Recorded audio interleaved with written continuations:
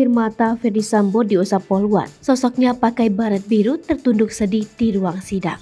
Gerak-gerik setiap orang di ruang sidang kode etik Ferdy Sambo jadi sorotan. Tak hanya Ferdy Sambo yang menjadi fokus, melainkan ada sosok poluan yang ada di ruang sidang. Ekspresi seorang poluan jadi sorotan saat Ferdy Sambo meninggalkan ruang sidang Jumat 26 Agustus 2022 dini hari. Usai membacakan permohonan maaf itu, Ferdy Sambo lalu meninggalkan ruang sidang untuk kembali ke ruang tahanan tempat dirinya diamankan. Namun ada momen yang jadi sorotan saat Ferdy Sambo meninggalkan ruang sidang, yakni saat seorang poluan terlihat mengusap mata sesaat setelah Ferdy Sambo meninggalkan ruangan sidang. Tampak pada video, Ferdy Sambo meminta izin untuk menyampaikan permohonan maaf secara tertulis. Pemimpin rapat pun meminta Ferdy Sambo untuk membacakan secara langsung permintaan maaf tersebut. Setelah itu, Ferdy Sambo menyerahkan map berwarna merah lalu bersiap meninggalkan ruang sidang.